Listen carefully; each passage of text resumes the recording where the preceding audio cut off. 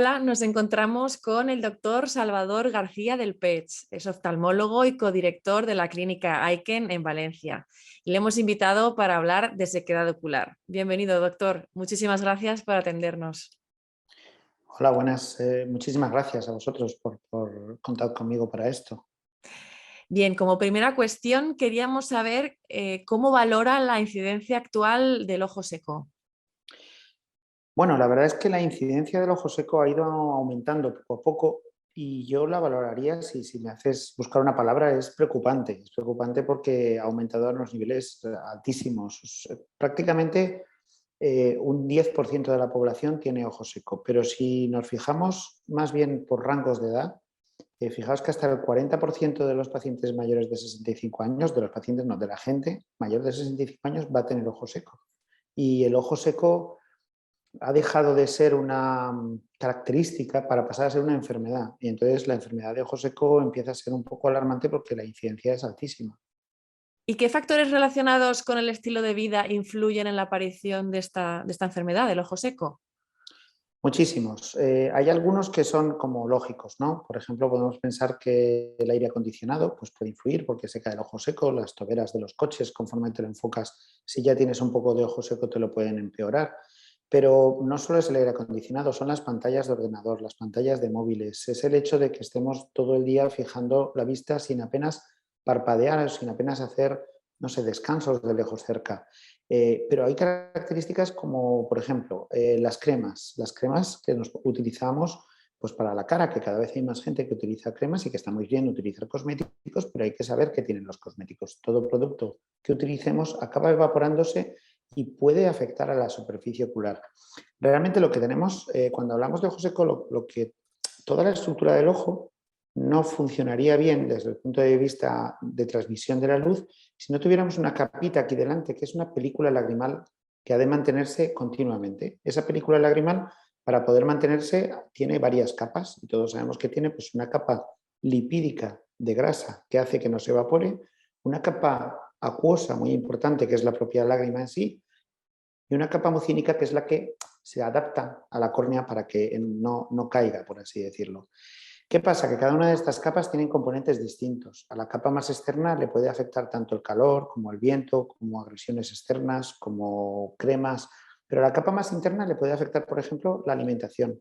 Cambios en la alimentación pueden hacer que esa capa mucínica no esté perfectamente conseguida y que por lo tanto no se pueda adaptar la película lagrimal. Y es esa gente que dice, pues yo tengo el ojo seco pero me llora. Entonces, ¿cómo puede ser? Pues prácticamente porque tiene una película lagrimal no estable y a eso esa gente también forma parte de la enfermedad de ojo seco. Ujú. Por eso digo que los componentes fíjate que son tantos que yo diría que todo lo que hacemos cada día nos va a ir afectando. Y doctor, ¿es determinante la época del año? Es decir, ¿el invierno puede aumentar el riesgo de aparición de esta afección?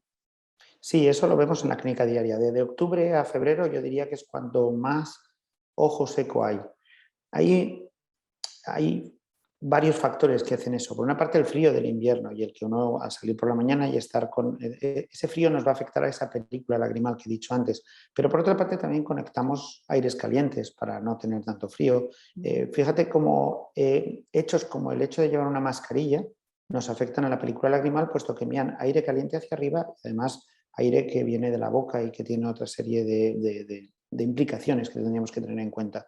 Entonces, el invierno es un momento en el que pensaríamos que habría menos ojo seco porque no está el calor de agosto y sin embargo hay mucho más ojo seco y vemos a los pacientes en más cantidad y más graves, porque el ojo seco es una enfermedad que no es sencilla, es complicada, es como un círculo vicioso en el que empezamos con una sequedad, pasamos a una inflamación, cada paso que vamos dando en esa escalera va retroalimentando la anterior.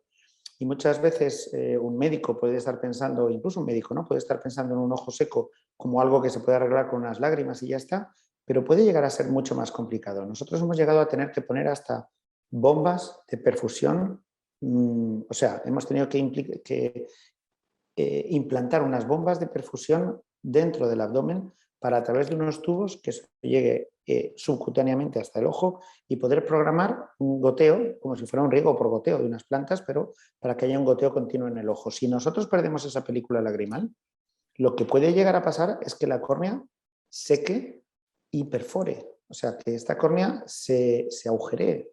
Y si se nos agujerea, el ojo al final es una bolita llena de agua. Eso nos da complicaciones que nos llevan a la ceguera. Entonces, no es un problema baladí, no es cualquier cosa lo del ojo seco, de, pues no te preocupes. Es algo que hay que tener en cuenta, que hay que enfocar bien y que hay que tratar bien. Y otra cuestión de interés, ¿qué peso tiene la relación entre médico y paciente para el cumplimiento del tratamiento? Debería ser fundamental primero diagnosticar y luego tratar el ojo seco. Es una enfermedad y entonces tiene que haber un médico implicado. El problema es que es tan frecuente que a veces se confunde y acaba siendo tratado por personal no médico o acaba siendo tratado por el vecino, por el amigo, por el familiar. Y eso no debería de ser así. El diagnóstico de ojo seco no solo implica el saber que tiene uno un ojo seco, sino qué tipo de ojo seco tiene y cuánto está implicado esa alteración de la sensibilidad corneal, esa alteración de la inflamación. ¿Qué factor es el que está implicado? Porque además de dar lágrimas humectantes, deberíamos de asociar en muchos casos pues, antiinflamatorios o inmunosupresores o otra serie de medicaciones que nos ayuden a dirigir la enfermedad hacia donde toca. Si el paciente le dicen tienes un ojo seco y le dan cualquier gota sin darle valor, toma, ponte una gota que es un humectante y ya está. Puede que acierten, pero lo más normal es que no acierten. Y lo más normal también es que el paciente no haga caso a ese tratamiento, porque ha sido un tratamiento un poco genérico o general. Como en todas las enfermedades, hay que estudiar el paciente y personalizar y explicarle al paciente y explicarle este ojo necesita este tratamiento porque tienes este déficit, porque hay esta afectación, porque hay un problema tiroideo asociado, por lo que sea, y eso lo tiene que hacer un médico oftalmólogo, no puede ser de otra manera. Y para finalizar, doctor, ¿cómo se puede mejorar el seguimiento del ojo seco y el adecuado uso de las lágrimas artificiales? Bueno, yo creo que lo más importante lo tenemos que poner nosotros de nuestra parte. Lo más importante sería la información y la información al paciente de que tiene una enfermedad, que no tiene cualquier cosa, sino que es una enfermedad importante, que requiere un diagnóstico preciso y que requiere un tratamiento adecuado. En el mercado hay ahora unas 600 lágrimas diferentes.